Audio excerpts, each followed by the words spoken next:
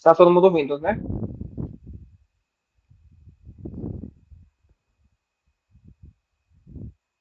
Se puderem responder no chat, se estiverem ouvindo, ok. Então, hoje iremos continuar com os controladores de fluxo. E para isso nós teremos os controladores for, when e iremos ver um pouco sobre funções de fluxo.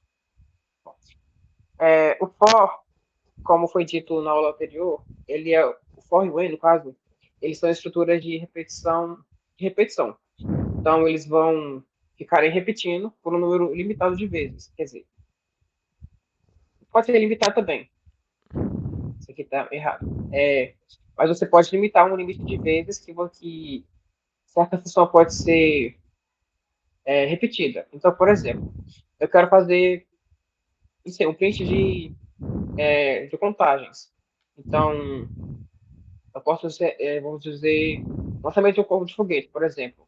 Então, eu posso fazer printar, tipo, por exemplo, de 0 a 4, nesse caso, que está. Calma, deixa eu lá. Lançamento de foguete, por exemplo, de 0 a 4. Não especificamente de foguete. Mas, em vez de printar várias vezes, como aqui, escrever várias vezes, eu posso simplesmente escrever um for. Então, for significa para. Então, em Python, a estrutura é mais diferente de todas as outras linguagens. Então, se alguém tem alguma experiência, talvez ache um pouco esquisito. Mas, basicamente, funciona assim. Nós temos um for e uma variável que vai existir somente esse for. Você define qualquer variável. Utilizado i, porque acredito que significa a abreviação de index. Abreviação não, né? Primeira letra. De index, que é tipo índice. Então, para índice, por exemplo, aquela contagem que eu estou dentro, no caso, de um range, que o range, no caso, seria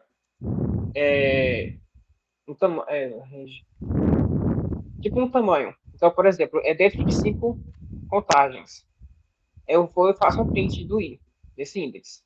Então, eu teria esse mesmo código, só que eu posso fazer ele mais otimizado. Uma questão do Python e de outras linguagens de computação é que as contagens começam do zero.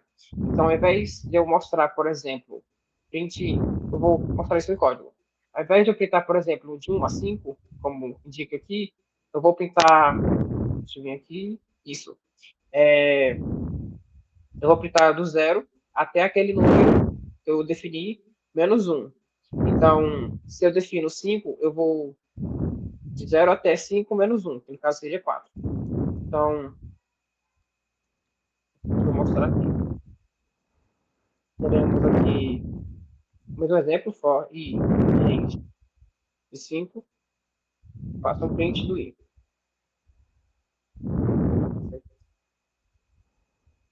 Estava no teste. Então, temos 0, 1, 2, 3 e 4. Se por acaso eu quero incluir o 5, por exemplo, eu posso fazer ou um 6, ou eu coloco, se eu não me engano agora, no T6, não me lembro. É 5 mais 1. Isso. Ou então eu posso começar.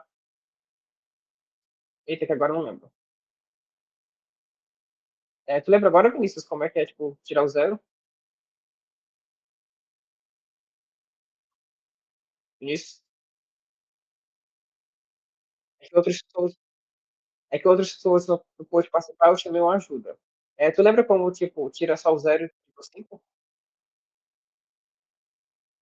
Ah, sim, lembrei. Aqui, certo. Então eu só posso fazer um somatório.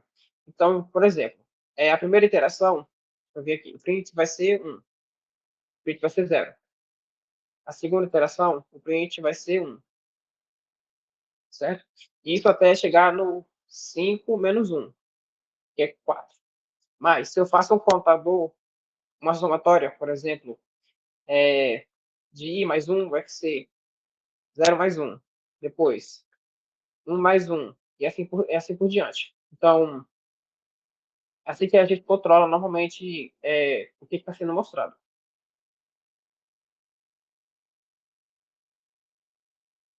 Hum, Aqui, por exemplo, de novo, se vocês quiserem testar, então, o código eu repeti 5 vezes. Repeti 5 vezes a nota da Zoom. Deixa eu testar. Deixa eu testar na Zoom. Então, for em range de 5.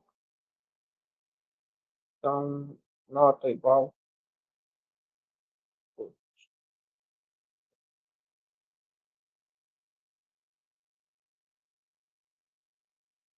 Se não me engano, é isso pode. Fonte.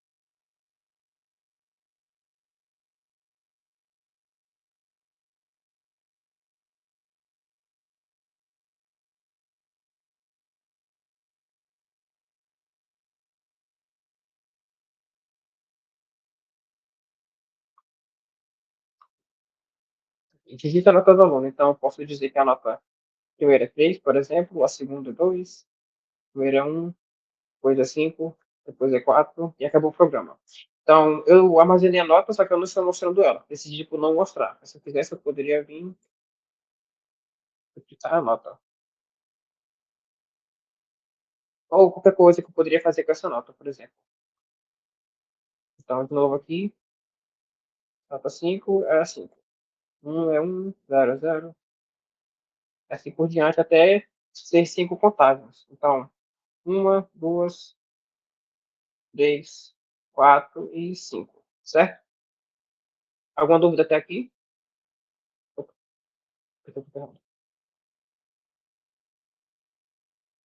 Alguma dúvida? Certo, certo.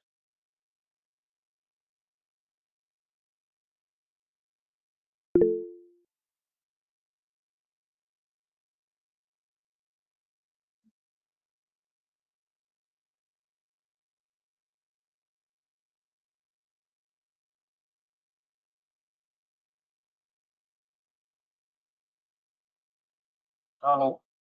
Ixi,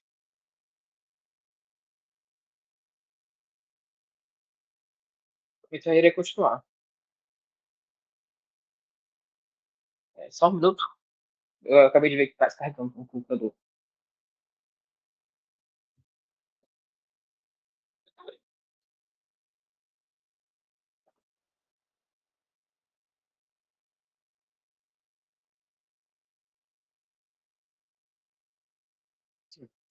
Então, temos a próxima função que é o when, que é basicamente repetir, que é basicamente a repetição enquanto durar, basicamente. Então, em inglês significa quando, mas para nesse contexto a gente utiliza o enquanto. Então, enquanto a condição existe, então, enquanto a condição está sendo atendida, ele vai continuar. Então, vejamos esse código aqui. Eu tenho um, eu volto aqui. Sim. Eu tenho um i, por exemplo, de novo, que é o i de índice. Enquanto o i for menor que 5, eu faço um print do i e eu preciso incrementar esse i. Fazer o incrementamento desse i. Então, eu venho aqui e, novamente, 0, 1, 2, 3 e 4. Da mesma forma que o for. Se eu não incremento o i, se eu só apago essa linha, ele cai no que eu falei de não ter um limite. Então, vai rodar para sempre. Fica parado, mas está rodando para sempre. O código não para. E aí, quando vocês encontrarem essa situação, vocês apertam Ctrl C, que é um comando de interrupção, forçada de interrupção. Então, tenham cuidado com isso, principalmente porque isso suga um pouco do processamento do computador. Eu nunca cheguei a testar o quão longe isso acaba com o processador, mas o pessoal geralmente indica não fazer nada que dure para sempre. Então, fiquem ligados. Diferente do for, o when precisa de uma variável anterior. Então, caso se o loop eterno é assim, isso aqui é sobre sobre fluxos. Deixa eu passar aqui. Funções de fluxo.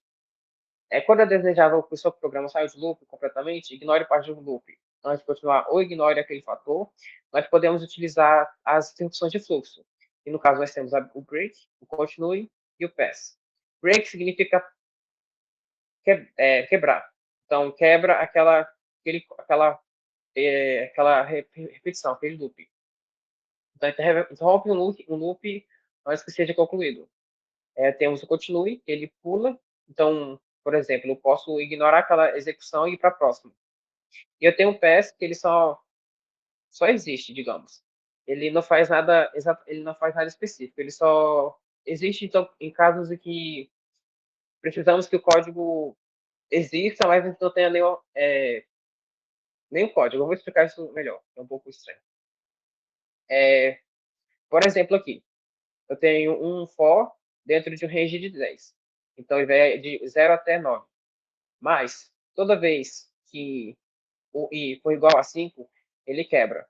Então, ele não para, ele para a partir do 5. Então, ele vai de 0, 1, 2, 3, 4, e ele para no 5, que no caso é o 4. Então, ele não continua até o 9.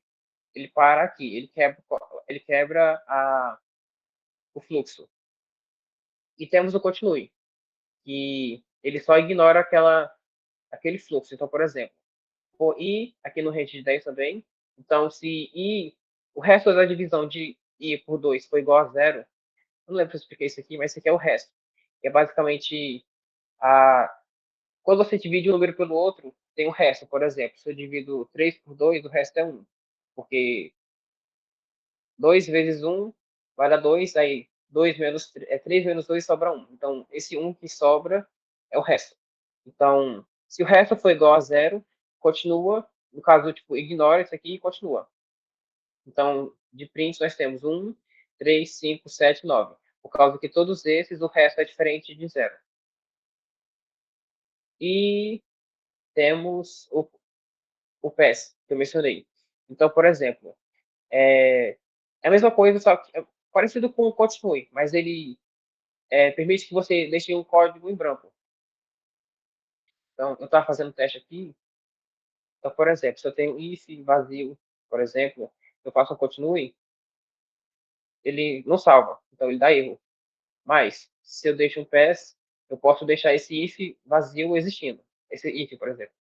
Fosse qualquer outra condição. Então, eu posso ter um if vazio só para, digamos, eu saber que eu preciso daquele código, mas agora eu não consigo pensar nele.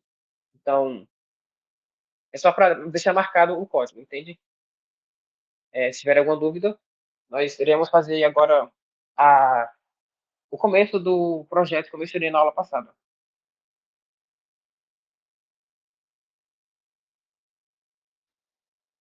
Sim,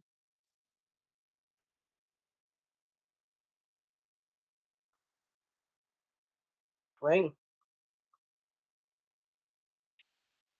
faz. É o while. Não foi eu que fiz o slide, então eu não tinha visto nem isso. Perdão, é while. While, man. Agora que eu me lasquei.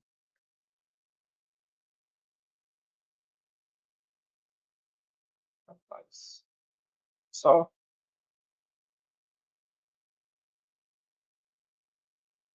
Isso é while, tá certo. Certo? Então, como eu mencionei na aula passada, nós iremos fazer um pequeno projeto para aplicar o que nós estamos aprendendo. O projeto que nós iremos fazer não é algo muito grande, mas é algo só para aprendermos. Que é o jogo termo. Não ele completo. Não sei se vocês não conhecem, mas é basicamente isso aqui. É um jogo tipo uma adivinhação. Então, todo dia ele atualiza, todo dia meia-noite. Ele tem 5 letras para você chutar.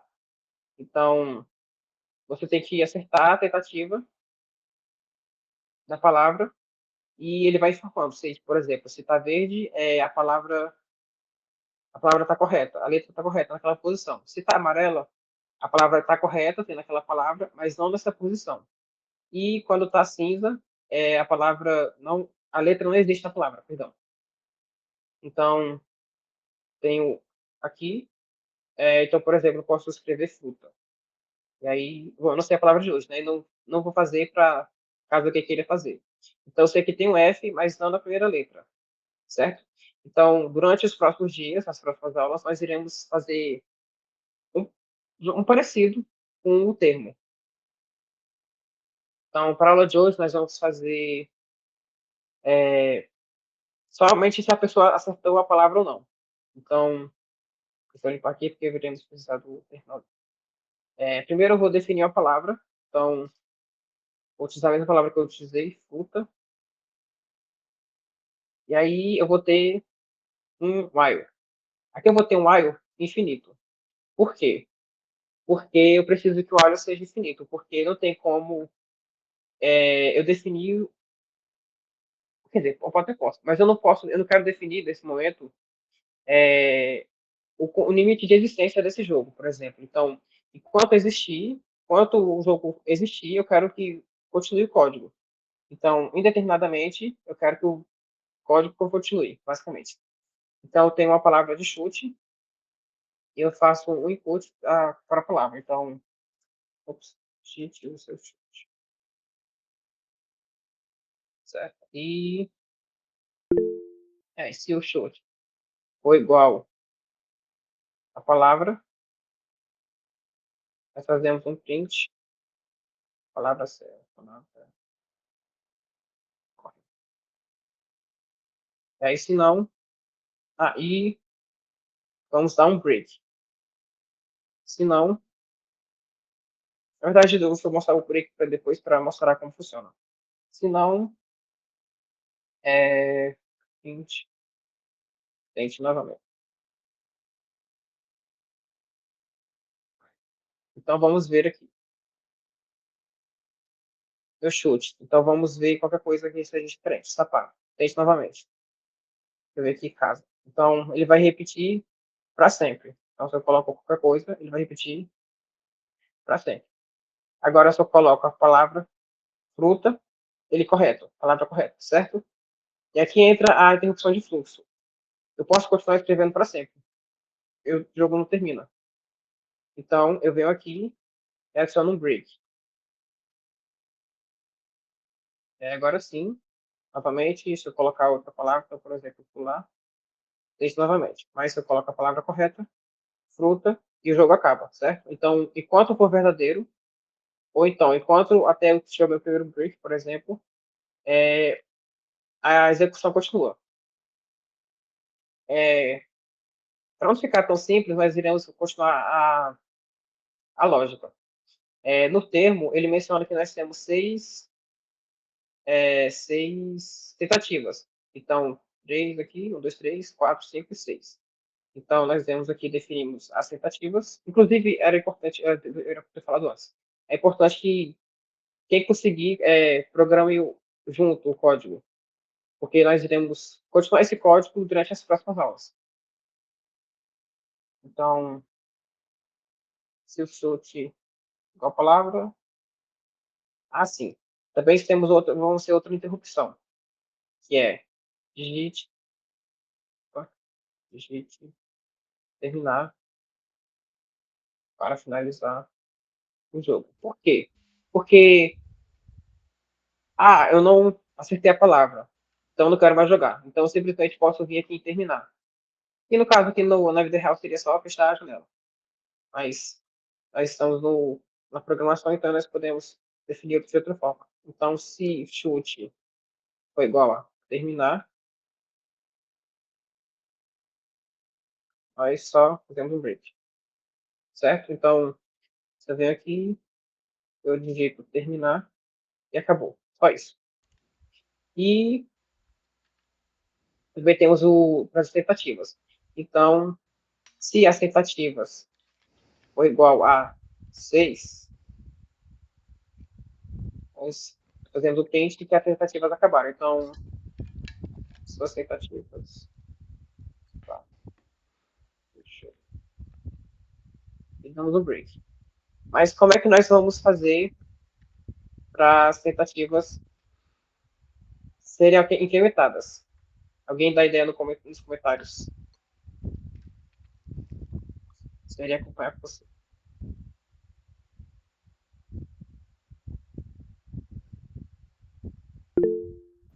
Posso falar? Pode sim. Vou mostrar no código para vocês apontarem onde deveria ficar. No caso, eu acho que seria uma boa ideia a gente, a cada loop, botar botar aquele operador de edição nas tentativas. E aí, cada vez que você faz um loop errado, adiciona mais uma tentativa.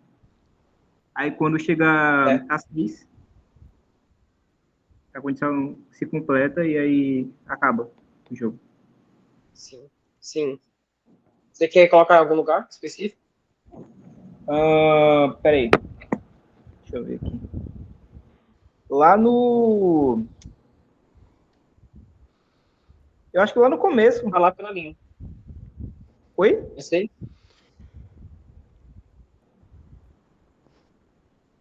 Oi? Esse aí? Aqui? No começo? Eu acho que é aí. Certo. Então, tentativas, mais igual. Então, deixa eu ver aqui. Se eu executo, deixa eu ver aqui. Então, vejamos. Tem uma casa, sapato, luz, poste. Até foram 3, 4. A igreja e blá, blá. As tentativas acabaram, certo? Então, quando as tentativas chegarem ao limite, no caso 6, o jogo acaba. Então, é basicamente isso. O nosso jogo. Por enquanto. Então, se vocês tiverem alguma dúvida, alguma recomendação, por exemplo, também,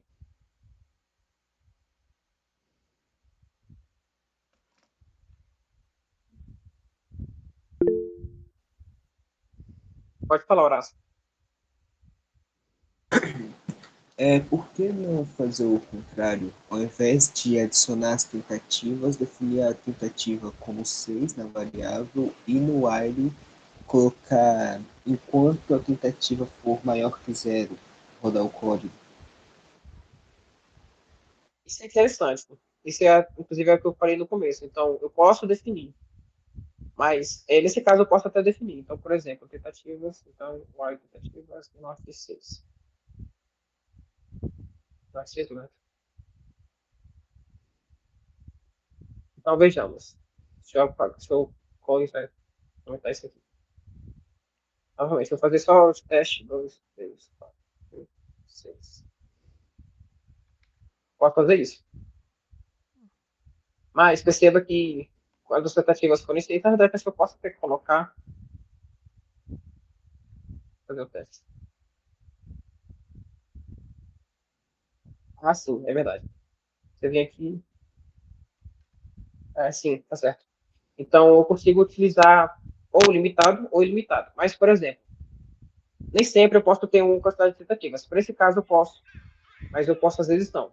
Então, o que eu mostrei aqui foi que eu posso fazer um loop infinito assim, por exemplo, mas se é gosto, eu posso fazer assim também. Então, obrigado por você ter me lembrado disso. Então, a gosto de vocês, façam do jeito que vocês acharem melhor, por exemplo. Vamos continuar assim, já que você deu a ideia. Então, continuamente, nós iremos continuar aqui. Mais alguma dúvida?